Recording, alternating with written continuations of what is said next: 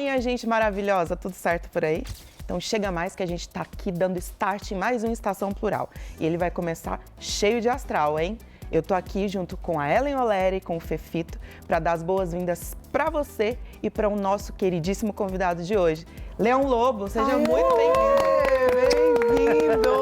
Maravilhoso! Prazer meu, viu? Querido demais! Eu sei que assiste o programa! Assisto, sério. A gente acompanha você faz muito tempo, estamos muito felizes de ter você aqui com a gente. Eu também estou muito feliz, muito honrado de estar aqui. Eu vou contar uma coisa pra vocês, eu ficava assim, por que eles não me chamam? Não, eu sou viado. Bom, gente, Leão Lobo é essa figura ímpar que dispensa apresentações. É paulistano e é uma das referências na TV brasileira. Mas a sua carreira artística, de mais de 40 anos, teve início no teatro. Estreou na televisão, jornalista, apresentador e escritor. Ele é um super especialista no quesito celebridades e, atualmente, apresentador de um programa sobre bastidores no SBT. Leão, como é que você entrou na rádio? Como é que você entrou nesse ramo de fofoca? Conta pra gente um pouquinho. Você sabe que eu falo assim, quem me inventou como fofoqueiro foi o Carlos Brickman, né? Eu fazia um programa de rádio, eu fazia o Divirta-se do Jornal da Tarde, e eu fazia um programa de rádio com ele, chamava Rola Gazeta, na Rádio Gazeta. E com o Marcos Baby Durans, que era um apresentador famoso da época do rádio. E aí o Carlos Brickman participava e o Rodolfo Konder, né, que era um jornalista, que foi preso político, um cara muito legal, foi meu professor. Tal. E eles falavam de política, né, e eu falava de passeios, vamos dizer assim. Da agenda cultural, como né? eu fazia o Divirta-se, então eu dava agenda cultural, essa coisa toda. Aí um dia, quando eu acabei o programa, o Carlos Brickman me ligou, eu fazia de casa, eu entrava por telefone e eles ficavam no estúdio. Aí acabou o programa, ele me ligou e aí ele falou assim, eu estou assumindo a Folha da Tarde amanhã e eu queria que você fosse meu colunista. Aí eu falei, o colunista de quê? De televisão. Era o meu sonho, eu sempre amei televisão minha vida inteira. E aí eu pensei assim, eu falei, mas colunista de televisão, mas não tem o Ferreira Neto? Aí ele falou assim, que hoje é o Flávio Rico, né? Aí ele falou assim, o Flávio na época escrevia a coluna do Ferreira Neto, né? E aí ele falou, mas essa é a coluna do Ferreira Neto, eu quero uma coluna de televisão. Deu para entender? Fez uma carinha assim, uma voz, uma entonação marota, né? E que parece que estava vendo a cara dele. E aí eu falei, deu para entender. Então tá. Então você me entrega uma coluna e uma crítica amanhã. Eu quero que você faça a crítica de televisão também. Tá bom. Eu fiz a coluna e a crítica e mandei. Aí ele, no dia seguinte, me ligou e falou assim, garoto, você é um sucesso. Eu falei, por quê? Ele falou assim, bom, primeiro que não para de chegar fax aqui e também as pessoas estão ligando muito e o Ferreira Neto veio pedir sua cabeça aqui pro Dr. Frias. Nossa, que diretão. Aí eu falei assim, isso é bom? Ele falou, isso é ótimo, é sinal de sucesso absoluto, você incomodou. Falei, legal. Mas você começou uma carreira de fofoqueiro mor. Quando a gente pensa em celebridades, a gente pensa em você como referência no assunto. Não dá pra dizer que você desbravou. Não dá pra negar que você desbravou a TV. Você fez muitos inimigos? Olha, eu fiz alguns, claro, né? Mas menos do que se pode imaginar. Eu acho que eu tenho, graças a Deus, mais amigos e assim, porque eu tenho muito respeito pelas pessoas que eu falo e tal. Claro que de vez em quando você dá uma notícia, porque o que a gente faz não é fofoca. Ele sabe, o Fefito sabe. A gente dá notícia. Às vezes a pessoa gosta e às vezes a pessoa não gosta. E às vezes a gente dá achando que a pessoa vai gostar, que está elogiando, por exemplo, a história da Suzana Vieira, né? Que eu falei que ela ia fazer 66 anos e que estava linda, né, para a idade. E ela disse que era 64, que eu tinha entrado na intimidade dela.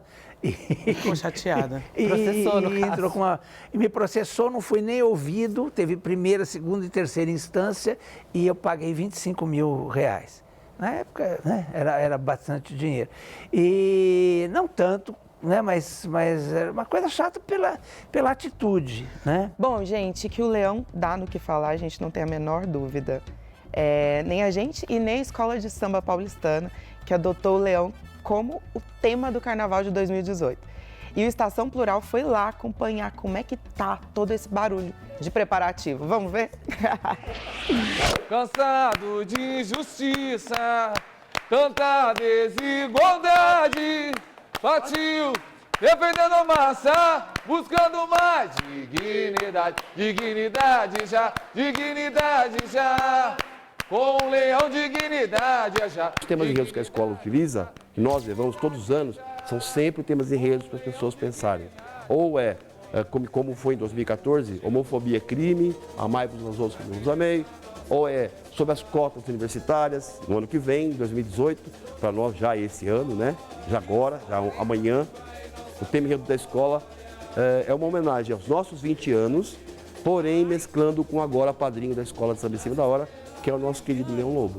A frase que ele carrega com ele, que é dignidade já, então isso para mim foi, vamos dizer assim, o trecho-chave do enredo, né? Porque ele não poderia falar de uma pessoa e não repetir aquilo que ela mais pronuncia e tem orgulho daquilo, que foi quando ele me contou, eu falei, poxa, essa frase de dignidade já precisa entrar num samba. Dignidade já, alô meu presidente, dignidade já. Uma das alas que vai ser a do Leão, né, representando ele avô, né, e a gente vai ter as alas que vão representar alguns dos programas em que o Leão trabalhou, algumas coisas que o Leão fez. O Leão também é radialista, então representando isso também. A história dele da luta contra a homofobia, né, que foi uma luta grande, que ele é um dos ícones, né, dessa luta contra a homofobia. Vamos ter essa ala também que vai representar isso. O leão vem voando nas asas da coruja, a coruja rugindo como um leão. É a Zona Sul, explode de emoção. Maravilha. Ah, que lindo, eu adorei. Obrigado. Como é que é ser homenageado por uma escola? Então é a segunda vez, já teve uma escola do Itaim Paulista, Santa Bárbara, Unidos de Santa Bárbara, que me homenageou em, não sei o ano, agora foi 2006, 2007, por aí. E foi muito legal, foi uma super homenagem também, chorei muito na avenida. Agora, essa aqui, ela é uma escola um pouco menor, então ela ainda está naquele grupo que desfila na Vila Matilde, ela não desfila no Sambódromo. Mas vai ser lindo também, eu acho que não tem essa coisa de escola grande, escola pequena, é a escola que aquece o coração da gente, como eu falo, né? Pensaram em você como enredo, sabe? Não é lindo, pode ser no quintal da sua casa, mas é homenagem a você. Exatamente, eu fiquei muito emocionado pela lembrança, né? E é uma escola que é muito ligada ao movimento LGBT, por isso que eu fiquei mais feliz, né? Porque eles já vêm lutando por essa questão já há algum tempo. É muito bonito isso, porque a gente tem essa marca, né, da sua voz sempre relacionada com fatos da vida das celebridades, mas de fato isso que a gente ouviu agora na nossa externa é muito verdade. Você é uma figura muito representativa também na luta contra a homofobia, né? As pessoas não respeitam muito a tua história, o que você já fez. Foi em 84, eu fui o primeiro homossexual a assumir na televisão, sem querer, não foi de propósito. Foi num programa no Canal Livre da Silvia Popovic. O tema era colunismo. E aí a Silvia perguntou, logo que eu cheguei atrasado e sentei assim correndo, já estava toda a banca formada, era um programa, tinha uma mesa enorme, cheia de convidados. E eu sentei correndo, a moça veio e passou um pozinho agachado assim no meu rosto e começou o programa. E aí a Silvia perguntou de cara assim, Leão Lobo, as pessoas te xingam muito pelo que você escreve, né? E aí eu falei, essa semana a fita da minha secretária eletrônica estava inteira gasta com o fã-clube da Xuxa, falando você é bicha, você é bicha, você é bicha. E aí o Enio Mainardi, que era um publicitário assim, muito famoso na época, eu nem vi quem estava na mesa, não deu tempo nem de olhar todo mundo. Aí ele virou e falou assim, e você é? Aí eu virei assim, sabe daqueles 5 minutos rápido, né? Falei, tem que pensar rápido. Eu falei, sou viado. Aí ele falou assim, por que você falou viado, não bicha? Eu falei, porque bicha é uma coisa escrota, horrível, né? Eu falei, o viado é um bicho imponente, inteligente, rápido, elegante. Eu falei, então eu me sinto mais viado do que bicha. E eu falei, então eu sou. E aí começou a chegar um monte de fax, era fax nessa época, e um monte de fax dando os parabéns, dizendo que eu era homem, que não sei o que de verdade, por assumir uma postura e tal. E a Silvia falou assim, olha gente, o programa não é sobre isso. Então vamos mudar, vamos voltar para o nosso assunto, mas vou fazer um programa especial com o Leão depois só sobre isso e tal, porque isso é uma coisa importante que aconteceu aqui hoje e tal. E aí me chamou logo em seguida, e aí eu era sempre o de plantão, porque não tinha outro que assumisse, e era sempre assim, eu e o Jesse Valadão, né? E aí ele fazia o machão e eu era o viado de plantão. Comecei a trabalhar em cima disso, em todos os movimentos que tinham, participei da fundação da Parada, né? Que foi uma coisa importante, a gente se reunia, eu, a Marta Suplicy, quando ela tinha uma cabeça melhor, eu pelo menos eu achava, e o Eduardo, e o Carlito Maia, a Tereza, a esposa dele, eram 75 pessoas. Nós éramos todos amigos, a gente se encontrava à noite e a gente discutia sobre homossexual que era espancado toda hora, os travestis principalmente, que eram espancados toda hora pela polícia do Riquete, que era um delegado do Maluf. E a gente chegava comentando, você viu o que aconteceu com meu amigo? Você viu? E aí a gente falou, precisamos fazer alguma coisa. E aí tivemos a ideia de fazer, vamos fazer uma parada igual dos Estados Unidos. Mas, mas igual dos Estados Unidos, não, vamos fazer a nossa parada, do nosso jeito. E aí surgiu a parada, que eram 75 pessoas, na Praça Roosevelt, a primeira, que nem conta como se fosse a primeira. Foi um embrião, na verdade. E aí, já no ano seguinte, já tinha 1 milhão de pessoas na Paulista, né? E que é pra gente hoje cresce. Um ponto de encontro mesmo, de fortalecimento do movimento LGBT. Né? Hoje as pessoas falam assim, parada, mas a parada virou não sei o quê, virou festa, virou não sei o quê. Não importa, porque a nossa arma sempre foi a alegria. Sim. Sempre foi. E representatividade também, né? Se mostrar, exatamente. Falar, eu existo, eu tô aqui, essas pessoas existem. Tudo a gente está ali, é uma coisa de resistência mesmo. E a gente não é só um grupo de sofredores, né? A gente também tem essa alegria de viver os nossos prazeres, nossos encontros. Tem tanta luta idiota aí com armas e tal, então, de repente, a nossa luta nunca foi com arma. Né? E aí foi... É com carnaval. Exatamente. E com respeito. Aí as pessoas falam assim, mas as pessoas tiram a roupa. Porque a gente é assim. A gente não tem medo do corpo. Todo mundo pode. Por que as pessoas cis, heteronormativas podem fazer o carnaval delas e a gente não pode fazer o nosso? Eu acho importante a gente deixar claro que todo mundo tem os mesmos direitos. Então a gente não está fazendo nada demais, tá? Exatamente. E a gente está aqui com o Leão, falando sobre muitas coisas. Ele sabe muitas histórias de todo mundo, mas hoje a gente está interessado em saber das histórias dele, entendeu? Se você não sabe, ele é um dos primeiros papais gays a adotar uma criança no Brasil. Sua filha, Ana Beatriz, cresceu e há 2 anos se tornou mãe da pequena Laura. Leão, conta pra gente como é ser vovô. Babar o dia inteiro. Não, eu não sei se é porque eu sou babão ou se porque ela é muito linda e ela é muito simpática, ela é leonina, né? Então ela chega chegando, ela é muito graciosa, entendeu? E chega nesse vovô pisciano com um ascendente em câncer. Aí ele chora e tudo. Eu olho para ela e choro, porque ela é muito linda. Você sabe que eu tenho um medo... que é assim, claro, eu estou com 63 anos, então eu sei que daqui a um tempo eu vou embora. E aí eu fico pensando de como vai ser, deixá-la, deixar minha filha, porque é tão bom a convivência da família, E foi uma coisa, aquilo que você falou, os gays meio que era assim, vai acabar a vida sozinho e não sei o que e tal. E aí foi meio sem querer também, minha vida acontece essas coisas muito assim. Uma moça que trabalhava na minha casa, ela engravidou e ela falou, eu vou fazer um aborto. Eu digo, não vai não. Não vai não, eu ajudo você a criar. E aí ela falou... Não, mas eu ajudo você a criar. Aí conversou com a minha irmã, que é psicóloga, minha irmã convenceu ela. E aí nasceu a Ana Beatriz, que era para ser Camila ou Ana Beatriz. Aí eu que escolhi, falei Ana Beatriz, na hora que estava na maternidade. E a hora que botaram aquele serzinho na minha mão, assim, eu comecei a chorar. E na hora eu senti que era minha filha. Só que ela me adotou. Com 8 meses, ela falou assim, ela estava dormindo, e eu cheguei perto do berço e ela acordou e falou assim, mamãe? E aí olhou para mim e fez, papai? E aí eu peguei, e a partir daí, né, eu tive certeza que era minha filha, que eu amava e tal, e registrei. E, enfim, foi a melhor coisa que aconteceu na minha vida. Porque eu sou muito, muito, muito feliz e muito apaixonado pela minha família, entendeu?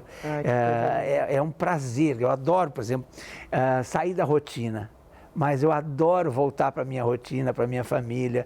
Eu acho que é o melhor presente da vida mesmo. Mas, Leão, como era ser um papai LGBT nos anos 80 e 90? E como é ser um vovô LGBT hoje? Eu acho que as experiências devem ser bem distintas, né?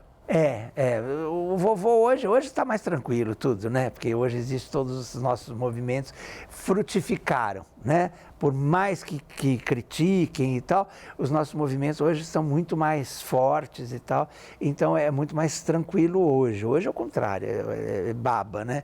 Mas naquela época era muito difícil, né? E até hoje ainda tem gente que fala assim, eu vi uma vez você com uma menininha, era sua sobrinha, era sua filhada. Eu digo, não, é minha filha. Né? Porque as pessoas um estranhamento, né? As pessoas dão um estranhamento. Gay não pode ter filho, né? Claro que pode, gente. E o Estação Plural quer saber como os vovôs LGBTs estão se adaptando aos novos tempos. E a gente foi conversar com a psicóloga Vera Amores, autora do livro Coragem de Ser. Bora ver? Vejo uma dificuldade, às vezes, que eu acho que é mais de quem tem uma geração mais, mais antiga, mais tradicional, que é a maneira como tem que lidar com a homoafetividade, como tem que se assumir. Muitos não conseguem assumir de uma maneira muito aberta, né? Como se não pudessem, ou como se não fosse possível viver a sua homoafetividade de uma forma plena e aberta. Quem é adotivo não tem muito essa questão de ter que revelar e de ter tido um segredo. Quem é pai adotivo, avô adotivo, não tem essa questão premente na vida para lidar. Quem é um homossexual que assumiu a sua homossexualidade mais tardiamente e por isso teve que fazer uma revelação para a família e para filhos e para netos, tem esse desafio pela vida toda. Para mim, vem ficando cada vez mais leve, mais fácil, fala-se mais, aceita-se mais, né? E eu espero, né, que de fato isso aconteça, que cada vez a gente aceite mais, as pessoas entendam mais. E eu acho que falar disso num programa, trazer isso para, né, o maior número de pessoas possível, trazer que existem esses homens, cerca de 15 a 20% da população não é hétero. E metade desses 15 a 20% que não é hétero é pai, é homem pai. Então, é um número muito grande de pessoas que sofrem, porque não são aceitas, porque não podem ser quem são, porque não sentem que podem ser e que isso é normal na civilização. Então, claro que se eles puderem encarar com coragem o fato de que eles podem existir dessa forma, e cada vez mais isso acontecer, vai dar possibilidade para menos gente sofrer. Eu estava ouvindo ela falar, uma coisa que foi muito legal é que assim, eu assumi sempre. Minha filha sempre soube, mesmo pequenininha, se ela perguntasse alguma coisa, eu respondia no sentido de que eu era homossexual. Com a verdade. Entendeu? Né? Com a verdade. Aliás, eu estava esses dias conversando no camarim com meu amigo Arnaldo Sacomani, que é uma pessoa brilhante e tal, e ele falou assim, Leão, tem mil coisas, mas o amor e a verdade são o único jeito de criar filhos. Ele falou assim, não tem jeito. O amor e a verdade resolvem tudo. E é exatamente, eu penso exatamente isso. Né? Nunca teve mentira entre eu e minha filha. Tanto é que minha filha é assim, de vez em quando eu falo assim, filha, filtro, pelo amor de Deus, porque ela fala tudo que ela pensa, entendeu? E porque ela aprendeu assim. E eu também, sempre com muito amor, com muito carinho, né? Tudo assim, muito de olho no olho, né? Se tudo fosse com isso, né? Amor e verdade. Sim, é porque eu também fico pensando assim, que se você esconde a verdade ou determinadas coisas, verdades sobre a sua vida e etc., a criança acaba criando aquilo como um bicho de 7 cabeças. Ela problematiza aquilo. Exatamente. Ao invés de naturalizar, né? Tipo, E se a você sociedade já vai problematizar por ela, né, Mel? Exato. Porque, imagina, papai gay, nos anos 80, devia ter gente falando Como é que vai ser quando eu for mãe, hein? Porque eu quero ser mãe. Vai ser. E aí, como é que vai ser essa coisa? Vai ser lindo. E a gente Você vai tem amar uma muito. mãe linda. É por isso que eu acho que é tão importante a gente ter essa memória e trocar essa ideia com você aqui no Estação Plural é muito importante para a gente, para inclusive naturalizar essa movimentação para quem está vendo a gente de casa, né? Como seria isso? Como vai ser eu ser mãe? Vai ser lindo, vai ser com amor, com verdade. Eu acho que é só com essas duas coisas, com amor e com verdade, que a gente chega na dignidade já. Gente, o papo tá maravilhoso, eu não queria parar. Mas a gente precisa dar aquele intervalinho. É bem rápido, não sai daí. Fica ligadinho que daqui a pouco a gente tá de volta.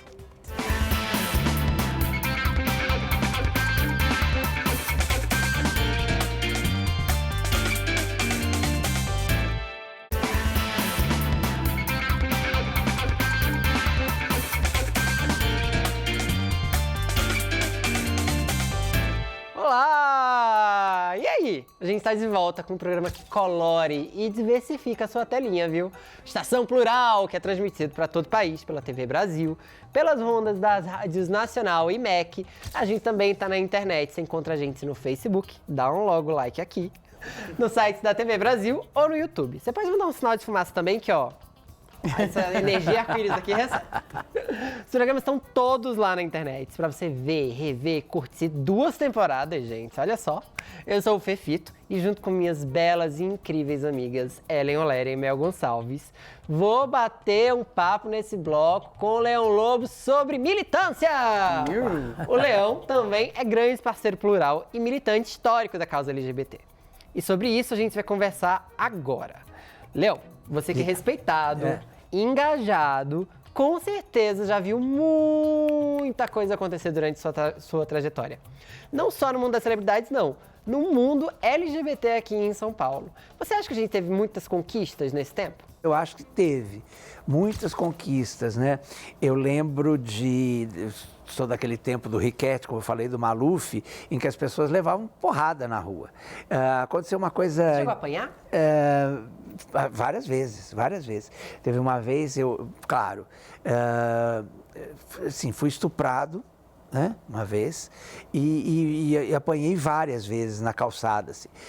Claro que sempre paquerando, olhando e tal, mas você nunca imagina que alguém vai te espancar, alguém que você olha e acha bonito, por exemplo, né? Pode estuprar, né? É uma violência muito bárbara. Isso foi na praia, eu tinha 16 anos e paquerei um rapaz que eu vi que ele devia ser do exército, alguma coisa assim, porque tinha o cabelo raspado e estava lá tomando sol e tal, e passei várias vezes e tal, ele veio falar comigo e aí me levou para uma casa, né?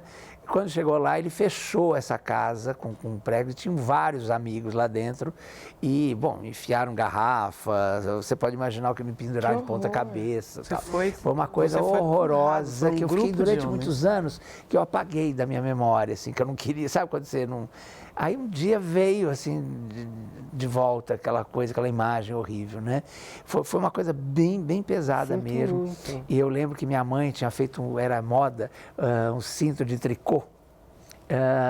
E foi a coisa que mais me doeu, porque ela tinha me dado aquele cinto, eu fui para a praia com os meus amigos e levei o cinto. E aí botei esse cinto e saí andando pela praia e tal. E achando que eu estava, né, arrasando com o cinto. E aí eles pegaram o meu cinto, porque estava na moda, eles pegaram o meu cinto, queriam pegar tudo, até a calça, jeans e tal. Mas aí acabaram jogando esse cinto para trás da casa, então eu não consegui pegar de volta. E aquilo marcou muito. E eu cheguei na casa onde eu estava hospedado e a minha tia estava lá. E minha tia falou, cadê o cinto? E eu não sabia como explicar, e aquilo me doeu muito, porque era presente da minha mãe, aquelas coisas de adolescente. E foi uma coisa brutal, assim, porque eu fiquei muito tempo, inclusive, machucado fisicamente e tal, né? Foi terrível. E isso foi uma das vezes. E teve uma vez, por exemplo, que eu me lembro bem, que eu ia passando por uma calçada perto da minha casa, perto lá da Marquês de Tours, lá onde eu trabalhava e tal, e passei num restaurante que era todo de vidro, que existe até hoje, o Boi na Brasa, e olhei para um rapaz, e ele olhou e tal, eu passei de novo e olhei, dali a pouco eu estou indo embora, um carro parou, eram vários rapazes, aí eu sei que era o que estava no restaurante, porque ele falou. Você ficou me olhando no restaurante, e aí, mas assim, quase me mataram. Fiquei todo ensanguentado. E foi uma vez também em São Caetano, eu fui espancado por 2 caras, assim, inclusive me arrastaram embaixo da linha de trem e tal, enfim, coisas pesadas que eu não vou ficar aqui, não adianta ficar lembrando, mas... Então era uma época muito pesada. Então hoje, o que a gente vive hoje... Claro que há mortes, essa coisa toda, mas são coisas, como é que eu vou dizer, pontuais, e aí toda a sociedade fica sabendo e fala sobre isso, e discute. Repercute, né? Reverbera. Né? Mas você vê a loucura que era, né? Quer dizer, era era tudo muito isolado, era tudo muito... Até que a gente foi se juntando. Né? Então hoje eu acho que esse foi o grande ganho que a gente teve, quer dizer, a gente hoje tem voz, né? Hoje a gente pode estar aqui na televisão falando sobre isso. E se hoje, né, a gente tem voz e tem alguns direitos garantidos, como por exemplo o reconhecimento da união civil, a possibilidade da adoção, ele tem a Bia, Linda, e o direito à redesignação sexual, tudo isso se deve a grupos ativistas, grupos LGBTs que lutaram muito nas últimas décadas e a pessoas como o Leão, que partilham histórias como essas, que partilham o meu coração aqui. Eu tô tenso pelo que você viveu e te agradeço desde já por essa partilha. O Estação Plural vai contar um pouquinho dessa história. Vamos ver sobre os movimentos LGBTs nesse país. Em termos de organização política, surgem na década de 90, bem no início, 1992, no dia 15 de maio, que por acaso foi instituído em 2017 como Dia do Orgulho Trans, surge a primeira ONG trans da América Latina, que se chama Astral, na cidade do Rio de Janeiro. Em 93 acontece o primeiro encontro nacional de travestis e transexuais atuando na luta contra o HIV e AIDS. E a partir disso surge a necessidade de a gente se organizar politicamente e começam os movimentos das redes se organizarem nos estados e nas regiões, e no ano de 99 a ANTRA surge como articulação nacional para agregar todas essas redes que já surgiram no começo da década de 90. Nós somos um segmento ainda muito jovem em termos de política pública, em termos de militância organizada principalmente, e todo o estigma que recai sobre nós faz com que realmente a gente não consiga avançar muito. Mas a partir do momento em que a gente consegue, ou tenta, ou precisa, que acho que o momento político hoje ele nos traz essa reflexão de que a gente precisa olhar mais para o lado, porque a gente hoje nós estamos nas universidades, nós estamos na televisão, nós estamos fazendo diversos trabalhos em muitos campos, mas nós não temos uma agenda pronta para dialogar com os nossos parceiros e companheiros de luta, né? Então acho que o movimento LGBT ele tem essa dificuldade hoje, mas que já vem sendo, já vimos um movimento que está apontando para que isso seja vencido e para que de alguma forma a gente possa estar de fato se reconhecendo enquanto movimento e não mais quanto coletivos separados, cada um lutando por sua pauta. A BJLT é uma organização que reúne diversas associações, né, LGBTs do Brasil. Nós temos mais de 300 afiliados no Brasil e somos a maior organização LGBT da América Latina e Caribe. O movimento no Brasil, ele teve vários ciclos, né? O movimento no começo era um movimento contestatório, né? Era um movimento de intelectuais, né?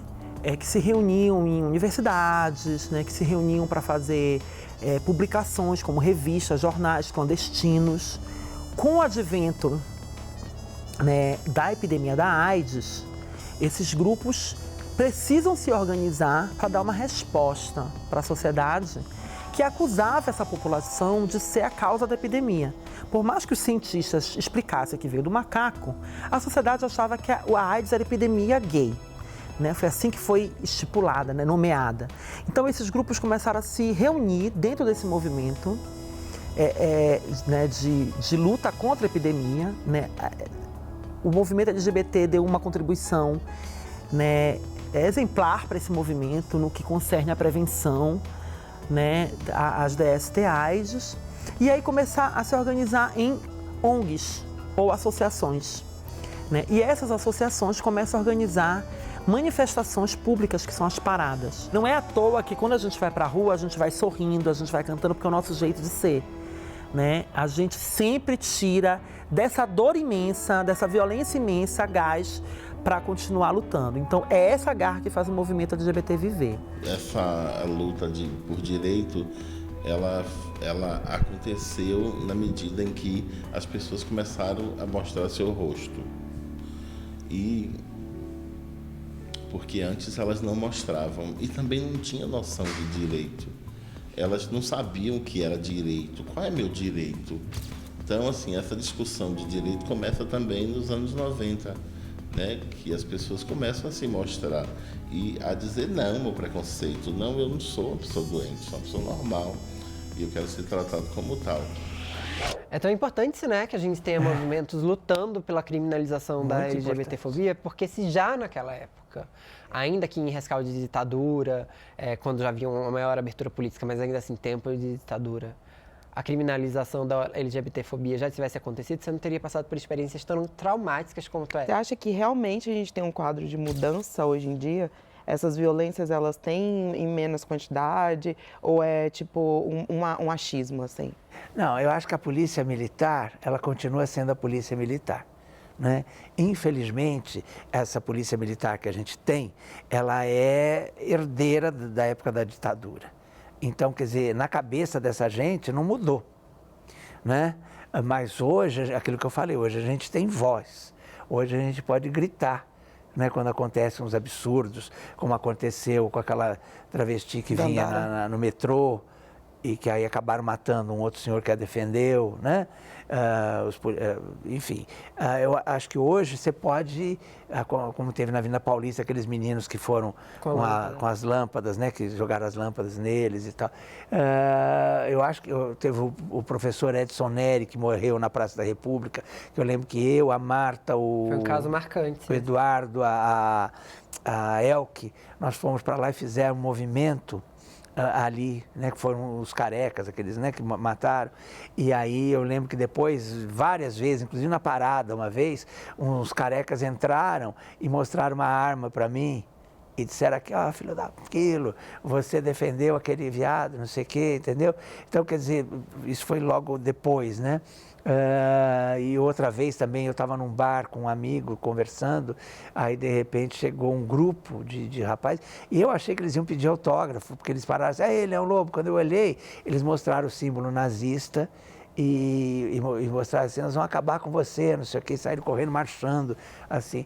Aí um rapaz que estava lá falou assim, eu sou político, não sei o que, se você precisar me ajudar, deu o cartão. Eu falei, não, querido, a polícia está ali, a polícia não fez nada. Quer dizer, os caras saem marchando como se fosse um exército, né? Então, quer dizer, são coisas, quer dizer, tá aí, né? Sim. Dos dois lados. Então, eu acho que é importante a gente estar, quer dizer, isso aqui é uma resistência. Com certeza. Né? E é importante que a gente continue e que grite sempre, que fale sempre, né?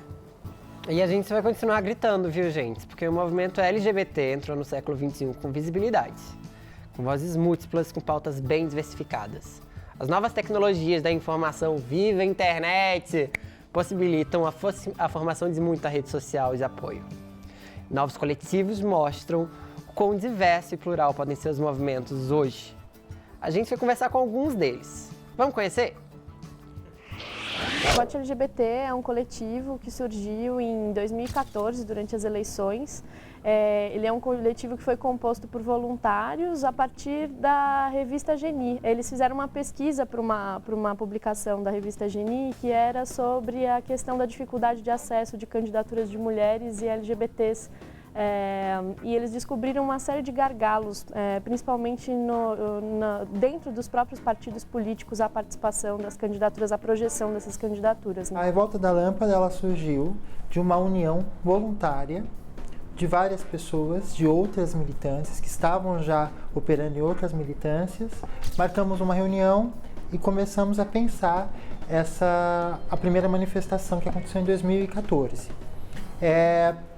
Nós usamos o mote da lâmpada porque aconteceu na Paulista, aqui em São Paulo, um crime no qual uma pessoa, por ser lida como LGBT, sofreu as lampadadas. E isso se tornou uma maneira de perseguição a todo o corpo que sai da regra. Quando nós pegamos a lâmpada para nós e fazemos a revolução e a revolta com ela, nós tiramos o poder dessas pessoas que estavam ameaçando os nossos corpos e as nossas existências. O coletivo ele foi formado para as redes sociais, né? Então existe um grande empenho do coletivo de trabalhar todas essas pautas do ponto de vista da comunicação, né? Então vídeos, entrevistas, né? Ele trabalha muito em função das eleições, né? No momento das eleições. Mas a partir do ano passado a gente começou a fazer uma pesquisa que era realizada durante a parada do Orgulho LGBT daqui de São Paulo e também a caminhada das lésbicas e bissexuais aqui de São Paulo, sobre o perfil político das pessoas que participam desses eventos. Militância, na verdade, é o ar que eu respiro, é a perna que eu consigo andar, é a maneira como eu consigo me expressar e falar com as pessoas, seja cantando, escrevendo, pesquisando. E é importante de estar na Revolta da Lâmpada, que a Revolta da Lâmpada ela é esse ambiente que eu consigo sobreviver sem uma ideia de sobrevida.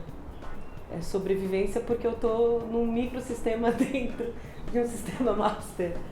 Mas eu consigo viver, eu consigo ser feliz, eu consigo militar sorrindo. A pesquisa, ela retroalimenta o ativismo que a gente faz no período eleitoral. A gente consegue compreender melhor quem são essas pessoas LGBTs, o que elas esperam da política.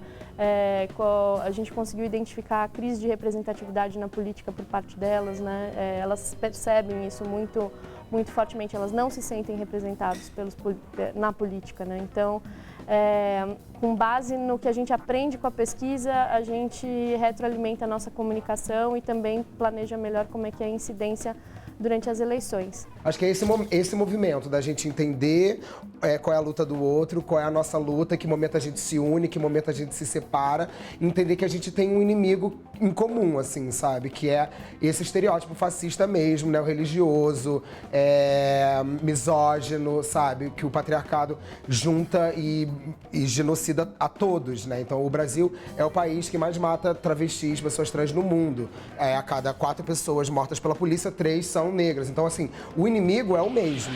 É tão legal que a gente tenha coletivos hoje super organizados, não só para falar de política, mas para falar de questões políticas e cotidianas também. E, às vezes, também para dar aquele alívio, né? Porque o fervo também é a luta. Eu queria saber de vocês. O que vocês acham dos movimentos LGBTs atuais hoje? Eu acho fantástico, principalmente quando a gente consegue sair da militância do clique, sabe? Quando os coletivos conseguem se tornar uma massa sonora tão grande que alcança as ruas mesmo.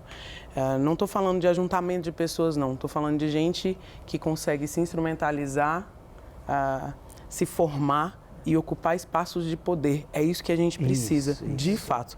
A gente precisa ocupar as cadeiras das universidades e ocupar o mercado de trabalho. Falam muito de empoderamento feminino, mas também o empoderamento gay é importante, LGBT é importante. Sim, acho que isso está acontecendo. Sabe, mais do que uma sociedade de consumo, a gente como LGBTs, a gente está ocupando as cadeiras. E aí a gente precisa pensar em representatividade numa dimensão legislativa também. Porque essas pessoas estão interferindo muito no nosso direito de ir e vir. Quando se tornar ilegal e a gente visibilizar mesmo a própria polícia, que é essa força armada desse sistema, a gente já tem gente aliada dentro da polícia. A gente tem lésbicas e gays dentro da polícia. E aí a gente precisa mesmo ter voz nesses espaços. Uma coisa a gente também, vai fazer as coisas acontecerem. De formar deputados, vereadores, né? Por exemplo, tem o Jean Willis, que realmente me representa, eu acho um cara interessantíssimo e tal, inteligente, preparado, né? Agora, precisamos outros, né? Jean Willis, uma andorinha, né? Só não faz verão, né? Porque muita gente se candidata e fala assim, eu sou gay e uso a bandeira gay, mas eu percebo assim que está usando a bandeira gay para se promover, se autopromover. Né? Mais do que gays, e lésbicas, eu acho que a gente precisa de gente aliada. Mais do que pessoas negras. Porque às vezes a pessoa é negra, mas a gente não tem paridade dentro da...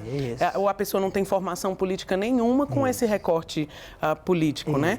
Aí a gente precisa de gente aliada, que seja uma pessoa branca que tenha sensibilidade com o que a gente está dizendo em relação à comunidade negra. Que seja uma pessoa hétero, que seja uma pessoa cis, mas que ela esteja conectada. A gente precisa de gente aliada, gente instrumentalizada, gente preparada. Eu acho que para a gente se defender, Ellen, e se instrumentalizar, e se politizar, etc., a gente precisa de autoestima. Acho que é a primeira coisa, porque sem ela, enquanto todo mundo está dizendo que você não é o que você é, que existe uma patologização de você, da sua existência, você é uma pessoa doente, eu acho que tudo isso faz com que você não queira, ou que você queira acessar aquilo que está mais fácil para você, entendeu? E não aquilo que é o natural para todo mundo. Então, eu acho que eu sempre gosto muito de partir do ponto de afeto, porque é o que resgata a gente. É igual a gente já falou aqui outras vezes, o amor é a cola do mundo. Então, a gente vai lá te dar amor, a gente vai lá te dizer que você é importante, sim, que a sua vida vale, sim, para você poder ter o quê? Respiro, ar no pulmão e amor no coração para lutar contra tudo isso. Exatamente isso. A gente precisa se fortalecer nos encontros com muito afeto para conseguir se instrumentalizar. Mas a gente vai desmantelar tudo. Já começou. Muito orgulhoso que a gente vai desmantelar tudo. A Estação Plural está aqui para isso.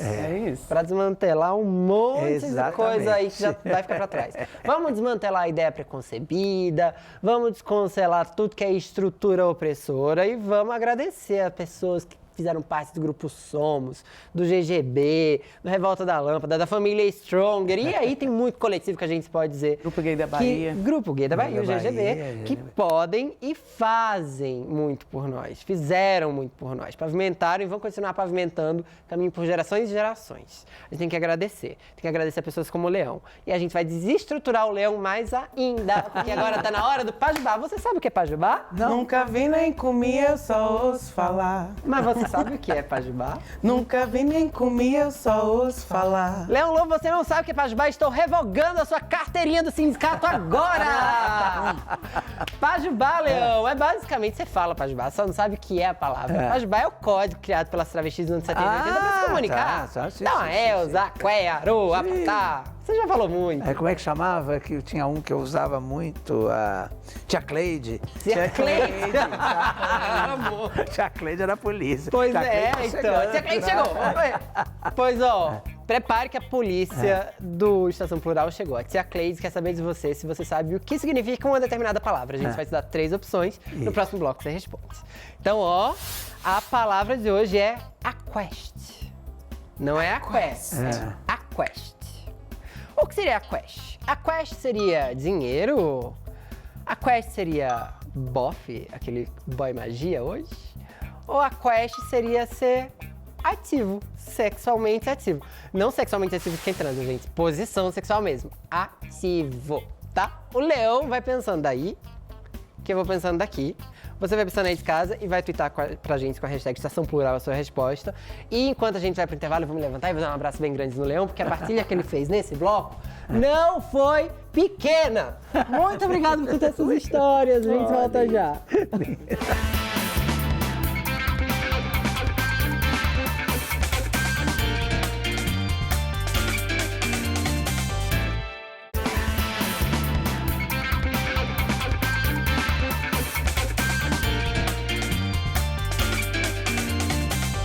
Oi, gente linda! Nós estamos de volta com Estação Plural. Eu sou a Ellen Oléria, junto com a Mel e com o Fefito. Eu vou saber agora se o Leão Lobo está letrado no Pajubá. A palavra de hoje, fica ligada, hein? Aquest. Será que você aí de casa acertou? Opção A, aquest é dinheiro. A opção B, bofe. Ou opção C, aquest é ser ativa. E aí, ativona? Leão Lobo, aquest. Então, eu gostaria que fosse bofe, mas eu acho que é ativa. Não sei, posso estar totalmente errado. Tô chutando. Mel, nossa... Ai, gente, eu vou junto com o Leão, vai, que eu não sei também, não faço a menor ideia. Ativa, é isso? Ativa, vai, ativa. Eu tô achando que esse Pajubá é uma pegadinha. Eu tô achando que ele é uma derivação. De aqué. Eu acho que ele é uma derivação de aqué. Vamos ver com a voz divina? Pode ser dinheiro, gente. Que aqué é dinheiro. Eu acho que é isso. Ah, tá. Vamos aprender agora. Tem a resposta? Nós temos a resposta. Nós acabamos de falar com a voz divina, não é isso? É isso a gente mesmo. descobre na hora, real. E Fefito acertou dessa vez. Yeah! Quest. Eu pela lógica, é dólar. A Quest é em real, né? Em reais. A Quest é dólar? Não, tô zoando. Mas tá, pode, porque é uma derivação mesmo. A Quest eu vou usar para dólares, euro e pounds. Em reais é a Quest. Minha gente, você, pessoinha, você acertou? Mas me conta o seguinte, eu quero saber outra coisa, eu quero saber se você gosta de dar sua opinião. Você é especialista em generalidades? Você sabe sobre política? Você sabe as coisas da vida? Filosofia? Você sabe da vida alheia também? Você é daquelas pessoas de opinião forte, que acaba soltando tudo o que pensa? Ou você prefere ouvir a opinião das outras pessoas? Você ouve todo tipo de opinião mesmo? Até aquelas contrárias às suas? O Estação Plural levou todas essas questões para as ruas para saber, na voz do povo, até onde a gente pode ir com a nossa opinião. Vamos ver? Não sei, eu já pensei muito sobre isso. Eu tenho muitas ideias a respeito desse assunto, aliás. Mas eu queria saber, você pode, por favor, me dar a sua opinião? De onde cabe sua opinião? Quando me pedem. Eu acho que toda opinião é válida, né? Eu procuro sempre estar opinando, mostrar meu ponto de vista. Porque a gente tem que ter um bom senso para tentar não ser destrutivo com a pessoa. Qual a diferença da liberdade de dar opinião para a liberdade de oprimir a outra pessoa? A opinião eu acho que é algo que vem para acrescentar, para construir. O limite da minha opinião termina quando começa a sua. E a opressão é uma coisa que é imposta. Qualquer conversa que você tenha com uma pessoa, você tem que primeiro respeitar. Como você faz quando você é bombardeada pela opinião de pessoas ao redor, sem fundamento? Opinião, por mais que ela seja incrível, ela é só opinião. Mas até entender esse lugar também a gente sofre pra caramba, né? Eles são lindos.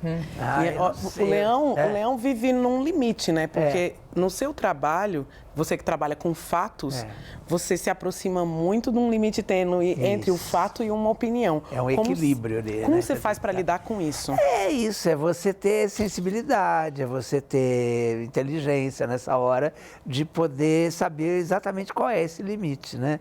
E agora eu não concordo com aquela menina ali que falou que a sua opinião acaba onde começa a do outro, não sei, uma coisa assim, né? Eu acho que a sua opinião é a sua opinião, né?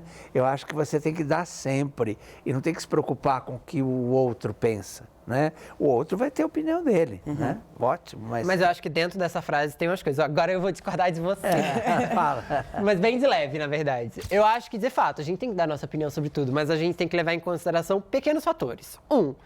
O que é fato e o que é opinião. Tem esse limite tênue, mas tipo, quando a gente diz, sei lá, 2 mais 2 são 4, é porque 2 mais 2 são 4. Não adianta você me dizer que na sua opinião são 5. Não, é assim no mundo. A matemática deu a regra. Então tem gente que pega fatos e dados e acham que não. Estão sendo manipulados, é minha opinião, isso e aquilo. Então aí já é burrice nesse caso, não é opinião. Preconceito não é opinião, e a gente já falou disso aqui no programa. Também não acho que é opinião, não, é só preconceito mesmo. E aí, tem uma coisa que é muito importante sobre opinião, e aí é nesse ponto que eu discordo com você, que é, pra você opinar, pelo menos saiba sobre o que você está opinando. Porque tem muita gente que dá opinião por dar opinião, sem dominar assunto nenhum. Claro. Então causa mais desinformação do que qualquer outra coisa, né? Eu acho que a gente tem que dar opinião, sim, do jeito que você falou, sobre qualquer coisa. A gente dá a nossa opinião. Mas eu acho importante a gente falar sobre vida. Quando a gente está falando sobre vida, quando a gente está falando sobre crime, quando a gente está falando sobre falta de acesso, a gente não tem que dar a nossa opinião, não. A gente tem que saber, entendeu? Saiba, se eu estou falando para você, por exemplo, aconteceu há pouco o Senado fez uma enquete na internet para saber se as pessoas trans deveriam ou não ter acesso ao nome, né? Ter acesso ao nome delas de uma forma mais facilitada. E, assim, Eu não acho que isso deva ser uma opinião pública. Não, isso é um direito. Na verdade, não é uma opinião pública. A gente está falando sobre dignidade das pessoas. A gente está falando sobre falta de acesso, que esse nome vai impossibilitar ela ter um emprego no mercado de trabalho e etc, etc. A gente está falando sobre vida. Então, não é uma opinião. Eu não acho legal essa parte, que é igual a Djamila Ribeiro, que esteve aqui junto com a gente, falou. Não é. Quando a gente está falando sobre vidas, a gente não pode dar a nossa opinião. A gente dá a opinião sobre o seu look. Eu posso falar, não gostei, não tem que opinar sobre eu acho direito. Que poderia ser, eu acho que poderia ser de outra cor. Eu acho que poderia ser diferente esse cenário. Agora, quando eu estou falando sobre a vida do meu coleguinha do lado, eu tenho que saber. Você está falando sobre direito, não é opinião. Opinião a gente não pesquisa para dar. Agora, a gente precisa pesquisar para falar. Aí é direito, claro, né? é vida. Aí é isso que eu falo. Aí é a questão do bom senso também, né? De você saber e ter informação. Quer dizer, agora, a pessoa que, por exemplo, não tem acesso à informação, ela também tem direito à sua opinião. Né? Ela fala, e às vezes ela erra, às vezes ela fala algumas coisas absurdas e tal, mas não tem problema. Né? Porque a gente está para discutir mesmo tudo, né? Tem uns limites, às vezes, que eu acho que a gente, como sociedade, tenta colocar para outra pessoa, né? Não, o seu direito vem até aqui. Mas, na verdade, a gente sabe que a gente tem algumas regras sociais com as quais a gente tenta conviver da melhor maneira possível, mas elas nem sempre vão ser respeitadas. Eu ouvi um rapaz falando que era extremamente, radicalmente contra o processo de cotas. Mas ele nem sabe o que é o processo de cotas, ele não sabe como funciona, ele não sabe a quem atende. Não interessa se ele é contra ou a favor. Mas essas pessoas, corrige, muitas vezes... Né? E o que o acesso de cotas corrige socialmente? Aí a pessoa... o problema é quando essa pessoa é um professor, uma professora, e ocupa um espaço onde ela interfere na comunidade com essa opinião frágil. Aí eu acredito que esse é o limite, a minha opinião acaba aqui. Você não pode levar para um ambiente onde você compartilha... A gente precisa ter responsabilidade social. E bom senso, né? Bom senso. Muitas vezes a gente acha que vai adquirir lendo, mas a gente precisa de sensibilidade mesmo para poder se envolver. Infelizmente, o nosso programa voou hoje. Vamos lembrar, né, da nossa opinião, que é algo fundamental, mas também é fundamentado em valores e crenças. Nunca uma opinião é uma verdade absoluta, né, minha gente? Graças a Deus. Mesmo que a gente acredite muito em determinada coisa, é muito saudável para todo mundo colocar à prova e ouvir opiniões de outras pessoas, versões sobre o fato, né? Assim a gente não perde tempo com as falsas verdades. O Estação Plural está se despedindo assim, com muita opinião, a opinião também do Leão Lobo. Obrigada pela sua presença. Obrigado por essa oportunidade de estar aqui e de falar um pouco sobre isso tudo que a gente acredita, né? Eu acho que é tão importante você reconhecer o seu papel, Leão, porque a gente tende a achar, e eu não vou ficar tecendo loas a você, porque você sabe que eu gosto muito de você, mas acho que é importante dizer que a gente tende a achar que as pessoas, por fazerem fofoca na televisão ou por estarem na TV aberta e fazerem programas populares, elas tendem a ser alienadas. E eu acho que é muito importante que um programa como Estação Plural, que é nosso, que é da nossa comunidade, reconheça o seu papel na comunidade. É muito importante saber que você é um LGBT que pavimentou caminho para muita gente, que está aqui, que pode ter seus equívocos aqui e acolá, como todo mundo tem, e que está aqui nesse mundo para aprender e para continuar fazendo esse mundo melhor. Com certeza. Você dá um exemplo de tolerância há mais de 20 anos e vai continuar dando. Muito obrigado. E eu queria te agradecer verdade, né? pelos seus, obrigado, pelos seus relatos que foram muito comoventes mesmo. Obrigado. E uma pessoa abrir essa dimensão da vida e compartilhar com a gente, eu acho que lembra a gente da nossa sanidade. A pessoa que está em casa, que passou por alguma coisa muito parecida, sabe que não está sozinha e que não está sem sua razão, não está louca. A violência, ela existe pra gente mesmo ao nosso redor de uma maneira muito brutal, muito extrema, né? E é muito bom a gente saber que a gente se encontra para se fortalecer. Muito obrigada a você de casa também, que nos fortalece. E o Estação Plural, eu termino super comovida hoje para encontrar com vocês semana que vem. De novo. Vamos nessa? Tchau. Beijo, gente. Leão, você é maravilhoso.